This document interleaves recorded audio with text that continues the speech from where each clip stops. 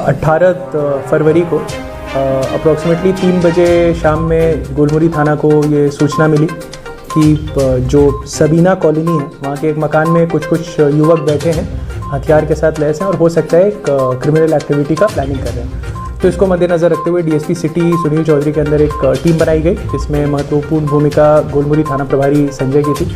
उनके द्वारा रेड किया गया और जो मकान नंबर 1360 है उसमें 7 व्यक्ति कुल बैठे हुए थे।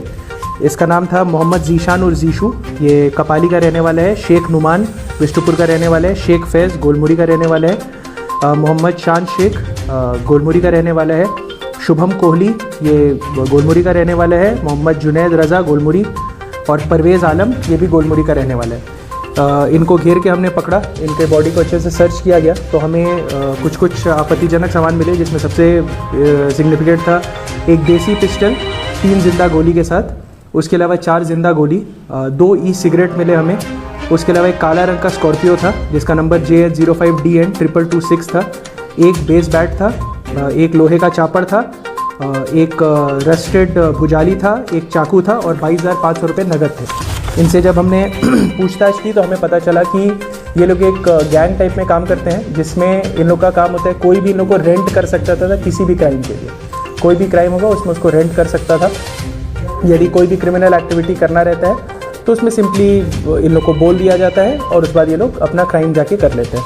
इनका जो क्रिमिनल हिस्ट्री आपको बता दें तो मोहम्मद जीशान और जीशु के ऊपर टोटल 5 केस है, जिसमें एक हत्या का केस है। शेख नुमान के ऊपर 4 केस है, एक हत्या का केस इंक्लूडेड है। शेख फैज़ के ऊपर 4 केस है, जिसमें आर्म्स एक्ट सभी केस इंक्लूडेड है। मोहम्मद शान शेख के ऊपर टोटल 6 केस है, जिसमें आर्म्स एक्ट, फायरिंग और हत्या का केस है। शुभम कोहली के ऊपर टोटल 3 केस है। मोहम्मद जुनैद रज़ा के ऊपर 3 केस है और परवेज़ आलम के ऊपर 1 केस है। ये जितने भी केसेस हैं मोस्टली गोलमुरी थाना में है और कुछ साक्षी थाना और बिष्टुपुर थाना में भी रजिस्टर्ड है। तो इसमें आपको ये बता सकते हैं कि ये जो हमने गैंग को पकड़ा है इसमें हथियार भी हमें मिले हैं, सारे आपत्तिजनक सामान भी मिले हैं और ये लोग को रेंट पे लेकर ये लोग बहुत लोगों के लिए काम करते थे, बट जमशेदपुर पुलिस ने इसमें काम किए, अरेस्ट किए and will ensure maximum conviction. नहीं, इनका ऐसा था कि जिसको भी काम कराना, कोई भी गलत काम हो, लेटर से इलीगली कोई लैंड ऑक्यूपाई कराना हो, इलीगली किसी पे हमला करवाना हो, किसी से दुश्मनी चल रही है तो उन लोगों को रेंट कर लिया जाता था और ये लोग उसके लिए घटना को अंजाम दे देते थे इन रिटर्न फॉर मनी।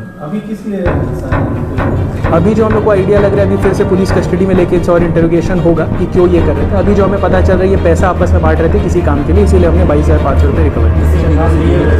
अभी जो थोड़ा बेटर इंटरोगेशन से और क्लैरिटी आएगी। अगर वैसा हमें लगेगा कि कुछ लोग इनको रेंट भी कर रहे थे तो उनके ऊपर भी करेंगे। क्या? नहीं, कोई जो नहीं।